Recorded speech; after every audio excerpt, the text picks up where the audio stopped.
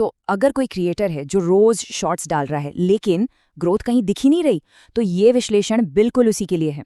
हम 2026 के लिए एक कह सकते हैं एकदम उल्टी स्ट्रैटेजी को समझने वाले हैं। मतलब रोज वीडियो डालने का जो ट्रैप है ना, उससे निकलकर कम में ज्यादा कैसे हासिल किया जाए। चलिए इसी गुत्थी को सुलझाते हैं। चलिए शुरुआत ही करते हैं इस एक चौंकाने वाली बात से। 2026 में रोज शॉर्ट्स पोस्ट करना आपके चैनल को धीरे धीरे खत्म करने का सबसे तेज तरीका है। सुनने में ये कितना उल्टा लग रहा है ना? पर यही वो सच है जिसे आज हम डेटा और लॉजिक के साथ समझने वाले हैं।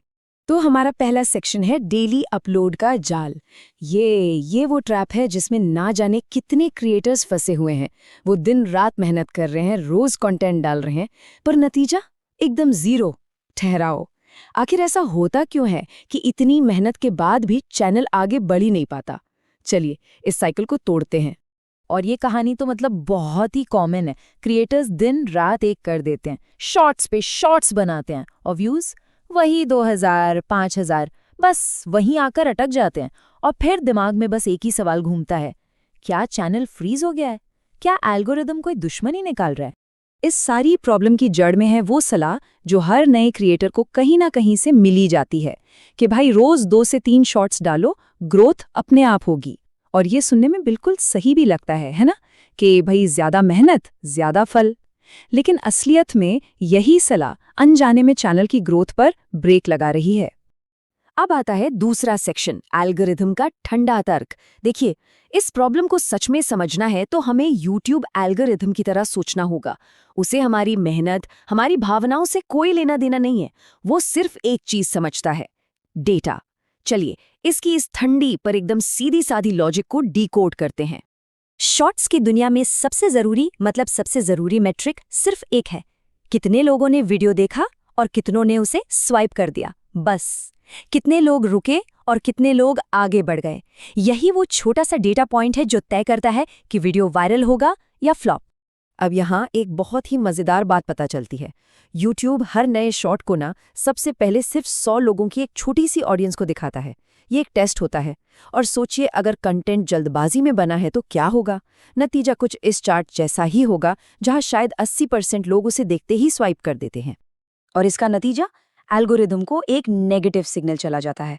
उसे ये समझ आता है कि इस क्रिएटर का कंटेंट लोगों को पसंद नहीं आ रहा। और फिर धीरे धीरे YouTube उस चैनल की पहुंच को कम करना शुरू कर देता है और क्रिएटर एक ऐसे नेगेटिव लूप में फंस जाता है जहां से निकलना बहुत मुश्किल हो जाता है। इसको समझने के लिए ना ये जिम वाली मिसाल एकदम परफेक्ट है। रोज शॉर्ट्स अपलोड करना बिल्कुल वैसा ही है जैसे जिम में बिना रेस्ट लिए रोज भारी वजन उठाना। उससे मसल्स नहीं बनती, सिर्फ इंजरी होती है। चैनल के साथ भी ठीक यही होता है, उसे रिकवर करने का मौका ही नहीं मिलता। तो तीसरा सेक्शन है एक वायरल शॉट की ताकत। तो अगर ज्यादा वीडियो बनाना जवाब नहीं है तो फिर जवाब क्या है? जवाब छिपा है एक अकेले पर जबरदस्त वीडियो की पावर में। चलिए देखते हैं कि कैसे 100 मामूली वीडियो के ऊपर एक वायरल शॉट भारी पड़ता है। ये स्लाइड 2 रास्तों को बिल्कुल आमने सामने रखती है। एक तरफ 10 एवरेज शॉट्स, ये क्या करते हैं? चैनल को कमजोर करते हैं, एल्गोरिदम का भरोसा खो देते हैं और कीमती समय बर्बाद करते हैं। और दूसरी तरफ सिर्फ एक वायरल शॉट जो सब्सक्राइबर्स लाता है, ब्रांड वैल्यू बनाता है और सबसे जरूरी एल्गोरिदम का भरोसा जीतता है। चौथा सेक्शन, द 3-डे रूल। अब सबसे बड़ा सवाल, ये क्वालिटी लाएं कैसे? इसके लिए एक बहुत ही प्रैक्टिकल और असरदार फ्रेमवर्क है, द 3-डे रूल। ये कोई रॉकेट साइंस नहीं है, बल्कि एक सिंपल सा सिस्टम है जो रोज के भागदौड़ को एक फोकस्ड स्मार्ट वर्क में बदल सकता है। ये रूल बहुत ही सिंपल है। दिन 1 सिर्फ स्क्रिप्ट और हुक पर काम कीजिए, मतलब वीडियो की वो पहली लाइन जो लोगों को स्क्रॉल करने से रोक ले।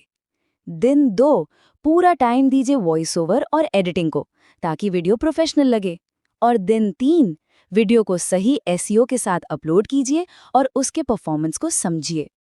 और स्क्रिप्टिंग के टाइम खुद से ये एक कड़वा सवाल पूछना बहुत जरूरी है, अगर ये शॉर्ट्स मेरा नहीं होता तो क्या मैं इसे देखता? अगर जवाब थोड़ा सा भी ना की तरफ है तो यकीन मानिए ऑडियंस भी इसे स्वाइप ही करेगी। याद रखिए, शॉर्ट्स का गेम पहले 3 सेकंड में ही जीता या हारा जाता है। और एनालिसिस के लिए ये एक नंबर बहुत काम का है।